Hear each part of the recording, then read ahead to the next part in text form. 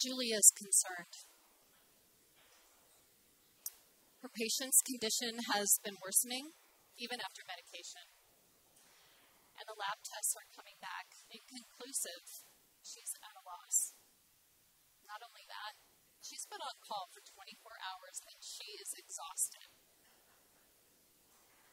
Right, we cannot begin to know completely what narrative is running through Julia's mind. But what we do know is she's engaging in a significant form of play.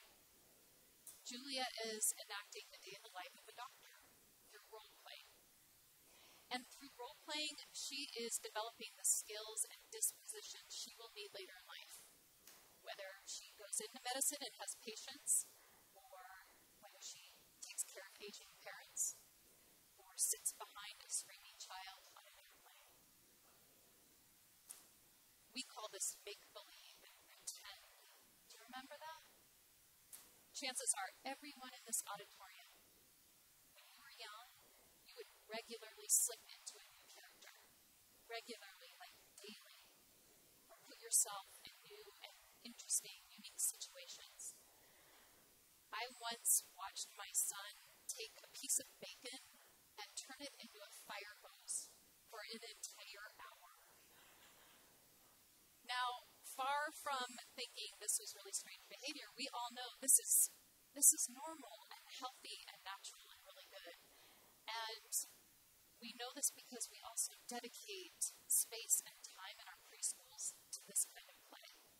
We also have a thriving industry of toy makers that support this kind of play.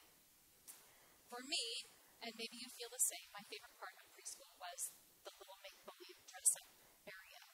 And I remember making a beeline to that dress-up box because I wanted to get to the long, white, elegant gloves. Remember those?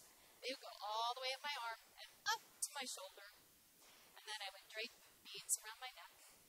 And I would assume a position of authority right behind a toy cash register. So I was like the Queen of England working at the QFC. And I can just imagine that sense of power I must have felt at an age where I really had no power at all. I would count the money, and I would deal with really difficult customers, right? But it was okay. It was just pretend. I was telling a story to myself. And what's really unique about role-playing is how it mimics storytelling, one of the most ancient and powerful ways humans learn. Because when you break down a story into its simplest form, it is a series of cause and effect incidents. And that is how we think. We think in narratives. All right, so we've got preschools that cater to this. Fast forward to later, much later in life, and adults engaged in role play. Last June, 6,000 people in our city took part in the mega quake and tsunami exercise. Anyone in the audience take part in that?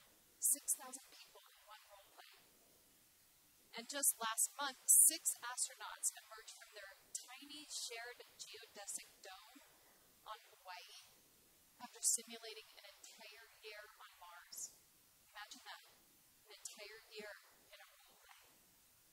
But most role plays are not so involved and complex or expensive, right? They happen so often we don't even think about it anymore.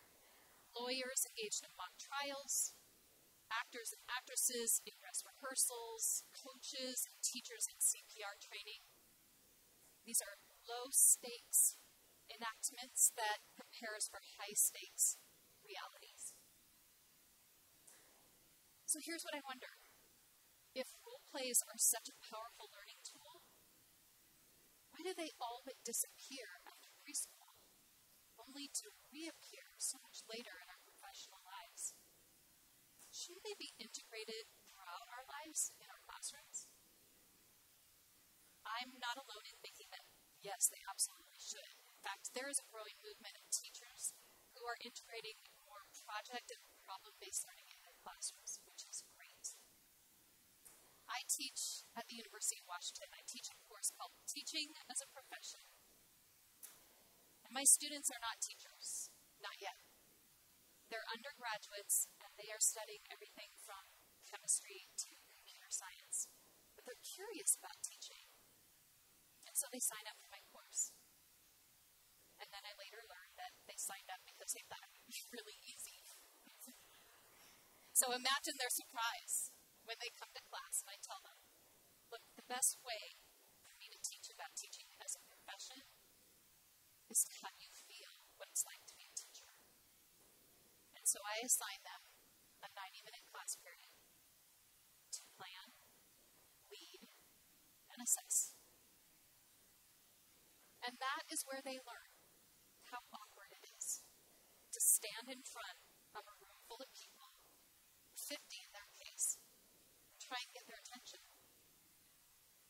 And that's where they learn that it's really challenging to facilitate a great discussion when only half the class has finished their assigned reading.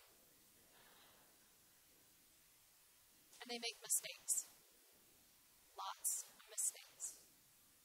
But it's okay. Because like Julia, nobody's going to die. At least not physically. It feels real. But it's just